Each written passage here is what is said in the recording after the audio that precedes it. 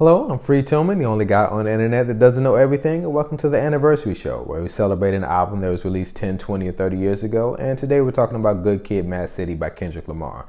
While I have your attention, please don't forget to like and subscribe and hit the notification bell and leave a comment. Don't forget to check out my other shows, Never Heard It, where I talk about classic albums that I never got around to listening to, and It's Been a While, where I talk about albums that I loved as a kid, but for whatever reason I stopped listening to them. Alright, enough with the shenanigans, let's talk about Good Kid, M.A.A.d City.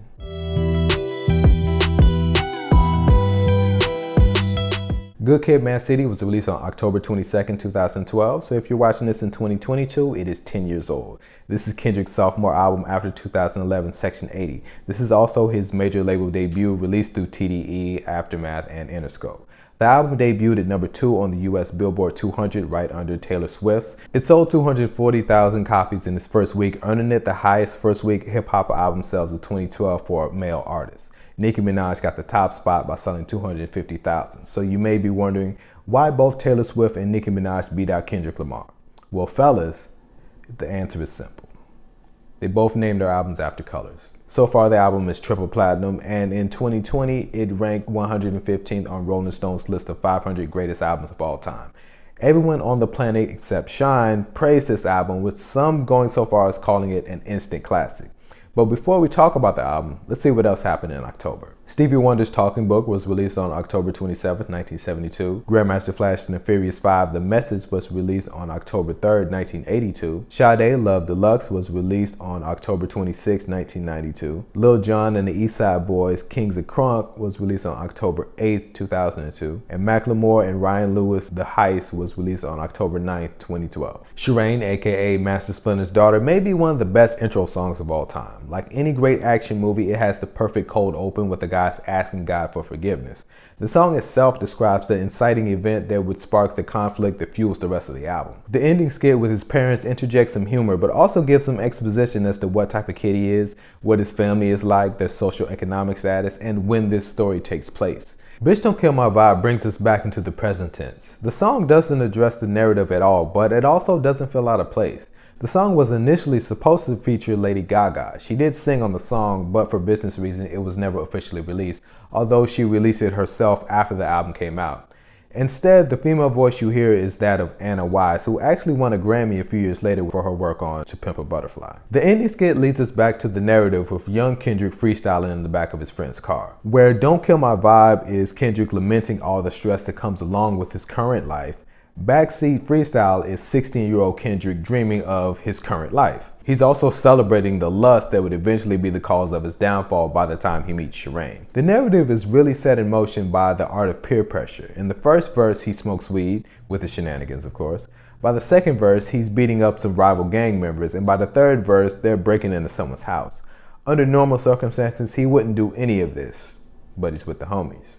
Money Trees is Kendrick recapping the story so far while also giving us a preview of what's to come with the line, "The one in front of the gun lives forever." It's easy to think of dreaming of having a bunch of money as just being untamed hedonism, but we get a little more insight when we hear Kendrick's mom asking where the car is so that she can pick up food stamps so she can feed her kids. Poetic Justice was created while Kendrick was on Drake's Take Care tour, but even if he wasn't on tour with him, if you wanted to make a rap ballad in 2012, I can't think of a better artist to get than Drake. As far as the narrative of the story, I imagine this is what's going through his head while he's speeding in his car to go meet Shireen. Which brings us to Good Kid. First off, this is a top 10 Pharrell beat. Lyrically, Kendrick addresses how hard it is to navigate a city where your neighbors, as well as the people who are sworn to protect you and your neighbors, treat you with the same hostility. The second half of this is, of course, M.A.A.d City featuring M.C.A.D. And I love that he got M.C.A.D. This was Kendrick's major label debut. He could have gotten a more current MC like The Game, or he could have gotten a more popular Compton MC like, I don't know, Dr. Dre, but he chose M.C.A.D. The only other choice I can think of is Dub C, but that would have been a little on the nose. This song depicts what the titular Good Kid is up against. The M.A.A.d City where you need to sleep with a chopper and have a doctor on speed dial.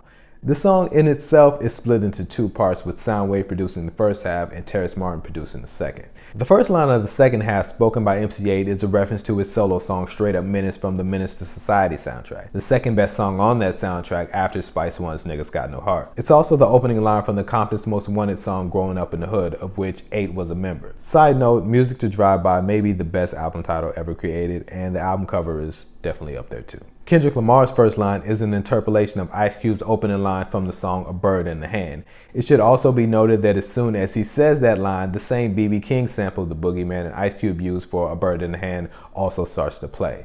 This verse is where we learn what M.A.A.d City stands for and why Kendrick chose to stay away from weed. There used to be a TV show on the Sundance Channel called Iconoclast. They paired up people that were titans in their respective fields and had them spend the day together and interview each other. People like Samuel Jackson and Bill Russell, or Quentin Tarantino and Fiona Apple. In 2006, they had one featuring Dave Chappelle and Maya Angelou. In that episode, Maya Angelou tells the story of her interaction with Tupac on the set of Poetic Justice. Maya Angelou wrote all the poems on Poetic Justice, in case you don't know. The interaction she has with Tupac on the set is essentially the interaction that she has with the boys at the ending skit of Dying of Thirst. The first single from this album was The Recipe, a decent song that let the world know that Kendrick Lamar was working with Dr. Dre. For most artists, that would have been the move, but they didn't even shoot a video for it. Instead, they went with swimming pools. The Recipe didn't even make the final cut of the proper album. Not because it wasn't a good song, it just didn't fit the narrative. And that's why this album is still felt 10 years later and probably will be felt in 50, 100 years if the earth survives. The way Kendrick uses his voice from going to a scared teenager on M.A.A.d City to a mature adult on Real. The way every skit moves the story forward instead of drawing your attention away.